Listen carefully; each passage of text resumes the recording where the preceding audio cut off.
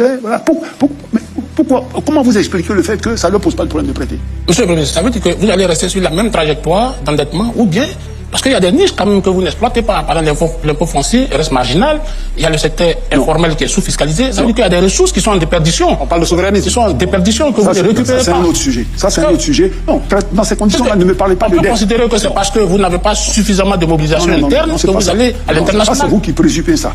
C'est vous qui présupposez ça. Parlez-moi alors du financement de l'économie. Ne me parlez pas de dette. Moi, j'ai une économie, je dois financer un budget. Où est-ce que je mobilise les ressources pour pouvoir financer cette économie? Qu'est-ce que je prends dans mes ressources propres? Qu'est-ce que je prends dans des emprunts? Voilà.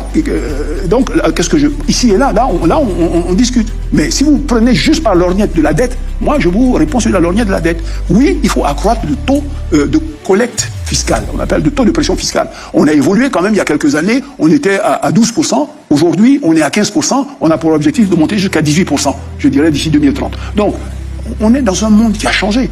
Et où on a tous conscience aujourd'hui qu'une page est tournée et qu'il est un temps de réveil pour les pays sur le continent africain. Beaucoup de pays se sont habitués à l'aide publique au développement. Aujourd'hui, la plupart de ces pays-là ont des problèmes intérieurs tels que les questions aujourd'hui que vous voyez depuis le Covid, la guerre russo-ukrainienne, les problèmes de la guerre du Golfe et les problèmes de guerre des tarifs. Aujourd'hui, ils ont une pression sur leurs propres ressources qui sont telles que le niveau de l'aide au développement va aller en diminuant.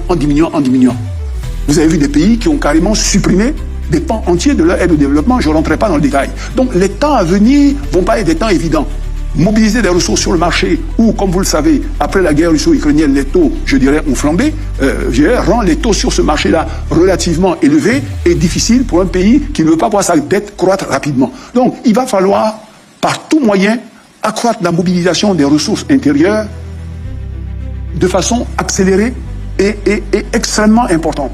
Donc, on est, nous, dans une logique de digitaliser, je dirais, le système de collecte, d'essayer d'avoir des identifiants uniques pour, je dirais, identifier et des individus et des entreprises. Ça, déjà, on est largement avancé dessus. Dans des secteurs comme le foncier, on a tout un système qui est en cours de mise en œuvre. On a fait un mapping, on a identifié, je dirais, toutes ces choses. Et on a un logiciel qui a été mis en place et qui est en train, véritablement, de commencer à donner des résultats. Donc, rassurez-vous que personne n'emprunte comme ça, je dirais, parce que l'emprunt est une solution. Mais tous les pays empruntent. Ils empruntent parce que vous empruntez pour financer des investissements qui vont vous permettre d'accélérer votre développement. Si vous attendez de financer votre économie qu'avec les ressources que vous avez, mais vous allez vous développer lentement. Le problème, c'est qu'il ne faut pas prendre un emprunt pour financer un secteur qui n'est pas productif ou alors faire un investissement qui n'est pas efficace, qui n'est pas rentable. Mais tant que la dette est utilisée à bon escient pour financer des secteurs qui ont effectivement une rentabilité, alors l'investissement est efficace et dans ces conditions, il faut le faire. Monsieur le représentant du candidat, c'était 90 minutes d'intervention. Je rappelle qu'il nous reste 7 minutes. Pour clore cette émission, vous aurez un temps pour vous adresser aux populations ivoiriennes qui vous regardent, pour leur dire pourquoi ils doivent à nouveau vous faire confiance. On ne peut pas finir cette émission sans évoquer le sujet sur l'agriculture. On va donc rapidement parler agriculture et évoquer la question de l'eau, de l'électricité pour clore cette émission. Alors, et de logement. Et du logement rapidement. Alors, une question, parce que il faut qu'on puisse réussir cet exercice en 3 minutes. Alors, monsieur le représentant du candidat, le prix du cacao est passé à 2800 francs CFA le kilogramme, celui du café à 1700 francs. Décision saluée par les producteurs notamment, mais jugée électoraliste par vos adversaires. Cette tendance sera-t-elle durable après les élections? Écoutez, le souci du président de la République, du candidat, du RHDP, comme je l'ai dit... Et si vous pouviez répondre en 1 minute pour chaque question, ce serait intéressant. Oui, son souci, c'est le social, l'inclusivité et une rémunération juste à ceux qui produisent l'effort. Le principe que nous avons arrêté dans la filière cacao, c'est que le prix aux paysans sera au minimum 60%, je dirais, du prix donc, sur le marché. 60% minimum. Donc, et nous avons des fonds de stabilisation, des mécanismes de stabilisation qui font que lorsque il y a de la marge, c'est-à-dire pendant un moment donné, les prix ont été bons, ont permis de stocker des réserves, je dirais, ça permet à d'autres moments de donner des prix qui sont intéressants aux paysans. Maintenant, lorsqu'on a eu des années difficiles, on ne peut pas le faire. D'accord ? Lorsqu'on a eu des bonnes années et que ça nous a permis d'accumuler un stock, l'objectif n'est pas de garder ce stock pour le regarder, c'est de le redonner aux paysans. Donc c'est ce qui se fait. Donc vous avez, je dirais, des hauts et des bas en fonction de l'évolution du marché. Vous savez que justement on a quitté un système spot pour venir à un système de vente par anticipation des marchés pour stabiliser les prix, je dirais, aux populations à un niveau qui leur permettent véritablement de couvrir leurs besoins. Donc là, si les cours se portent bien et que ces fonds de réserve sont alimentés, mais les prix seront encore meilleurs. Si les années sont mauvaises et que ce stock, ces réserves sont faibles, ben écoutez, le prix va être ajusté en fonction.